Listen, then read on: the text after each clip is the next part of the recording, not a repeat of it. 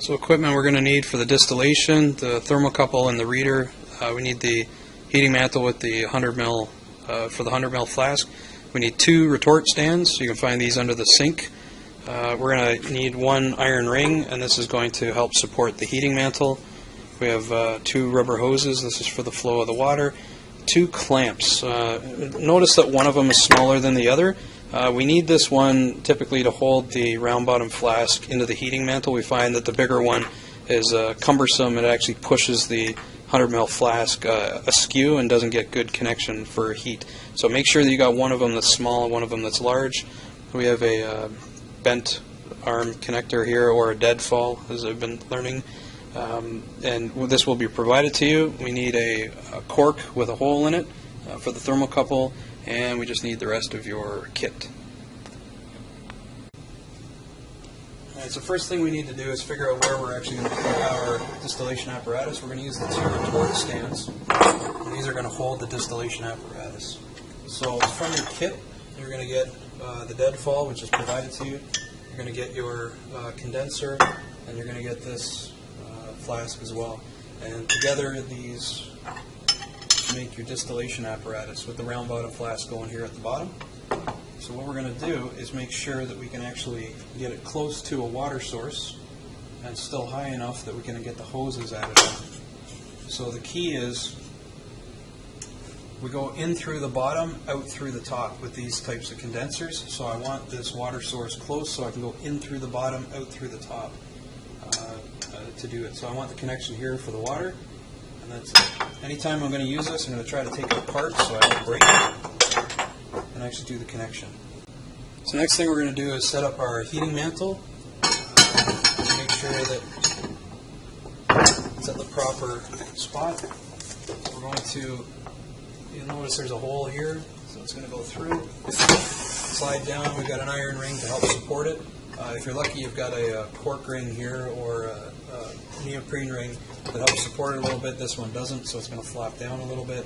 And I want to try to get it to the right height, so I'm going to lift it up a bit, and I'm going to put my distillation apparatus together again. And I'm going to get my flask. I'm going to try to figure out what's the best configuration. If I have it here, am I going to be able to have a collection flask here and still be able to do the distillation? So I want to get the height set up now, and higher is a little bit better because then there's more leeway with that. So if I move this out of the way, that. So one of the things this allows us to do too is if there is a problem in the distillation, I can just release that and drop it away. If the flask is still here, the heat source gets away from it. It's a safety precaution. So we're going to put this back up again and set everything into place. Now I'm putting the clamp on. We're going to use the boss head and a regular clamp. Remember to use the small one, and hopefully you'll see why. I'm going to put it over top into place. And this is the critical thing. I need to have the round bottom flask. It's the crucial part of the entire apparatus. I'm going to show you a couple of things to watch for. First thing, we need to adjust it so that it sits perfectly in the round bottom, in the heating mantle. And the glass should actually intimately touch it. If it's off to a side or skewed, it's not going to heat very well, and you're going to find your distillation will take forever. So I want to adjust this so it actually sits right in the cradle very well.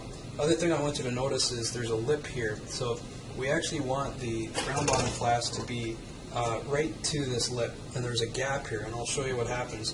If I pull on this, I can actually still pull this down. This is the point we want to get the round bottom flask to, where I can pull on it and it's not actually going anywhere. Now this is I'm going to lower it into the flask. That's it. Very snug.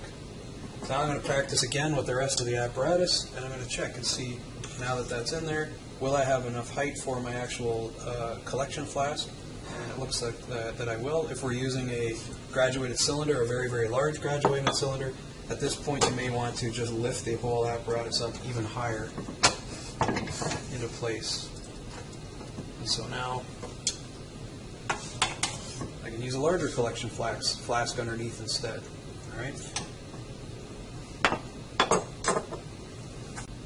So at this point we're almost ready to put the apparatus together. One last thing we need to do is we're going to grease the joints to make a seal. So if we see this, we can see that the two joints, they can come together, but you can hear a lot of friction in it. What we're going to do is actually grease up the joints so we get a better contact and a good seal. So I just use a Kim wipe and just a little bit of grease. So I've got that popped up, but I'm using very, very little.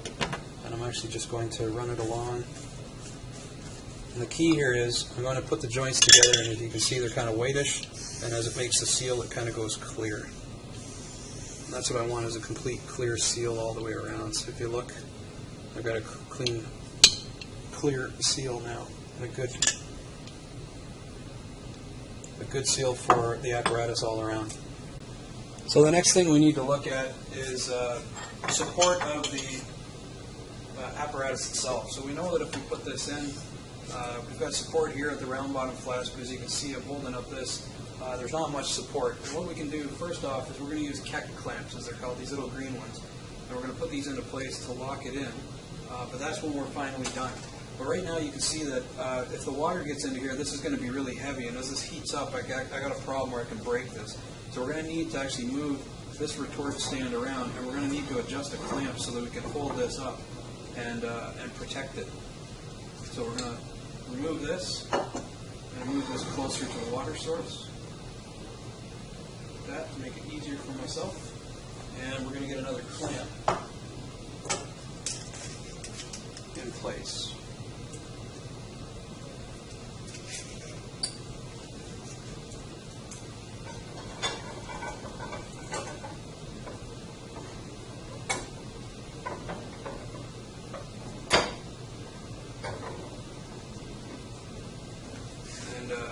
I want to make sure that out of the 3-finger clamp, the 2 fingers are on the bottom for more support. What we're going to do is we're going to open it wide. We're going to kind of guess where this support should be.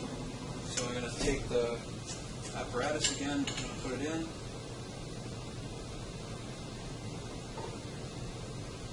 I move this around until I actually get a little bit of support. Now what I'm going to do is lift up this clamp, and I'm going to put it into place. Now I'm not going to put it in a solid position. I'm not going to clamp down very, very hard. It's just going to be loose, and it's to help support the weight of the water. All of the weight mainly is supported here. If I wanted to and had the Keck clamps in place, this is the thing that's going to do all of the work. Right, so now that I've got this in place, I can actually use my Keck clamps.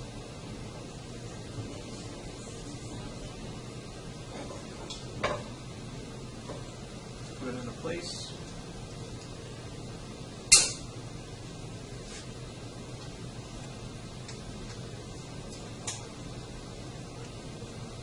Support the weight.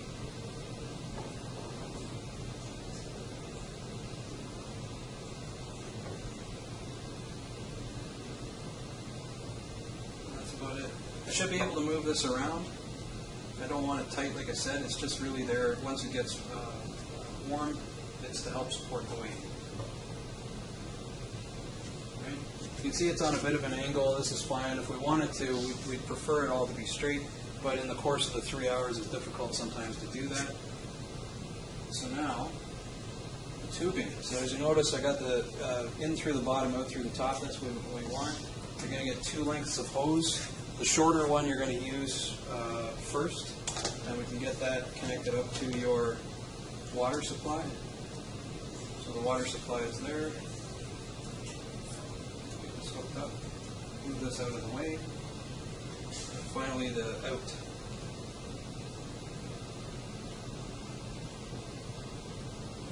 Get that hooked up, and that will go into the sink. If you find that your hose isn't long enough or it's just on the edge, what you can do, you can use another clamp.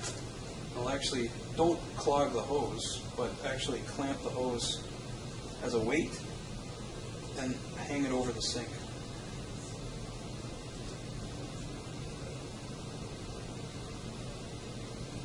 Like so. So now I can guarantee it's not going to spray everywhere. One of the things we want to do is check for leaks. So I'm going to use 2 hands on the sink, and I just want to crack it open slightly. I want to see the water flow in. through the bottom. You can see it start to fill in, and it's going to come out the top. This is about the flow rate that we want. We want it to be very low. We don't need a huge flow rate. The higher the flow rate, the more pressure is going to be on these joints, and the more likely these they're going to leak. And we don't want that to happen. So essentially, we want the water to flow out. We want it to just fall down. If there's any pressure associated, it's going to go out further. This actually could be cut back a little bit. Like that. Where it just drips down. That's good enough. So everything's good to go. We can put our liquid now in the top. Once the liquid goes in, if we need to, in your kit, there is a hollow stopper that we can use. So put the hollow stopper in there until you're ready.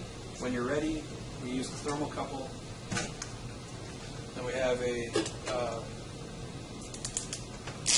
cork with a hole in it. We're going to put your thermocouple into that, replace this. Put the thermocouple in for a reading. Now for the reading, there's a bend right here. Typically I want the thermocouple sitting right here, right where the bend begins. If it's too high, like here, the gas can come up, the vapor, and actually start to bypass it, so we won't get the true reading. So we want to adjust this a little bit. So this down below. And there it is. So now I can set on the instrument once it's plugged in, turn it up to whatever level that I want. Make sure again at this point that you actually have intimate contact. You can see I got a little bit of wobbling, but that's because I don't have the cork here. We could shove something in here if we wanted to that was fireproof. We don't really have anything available.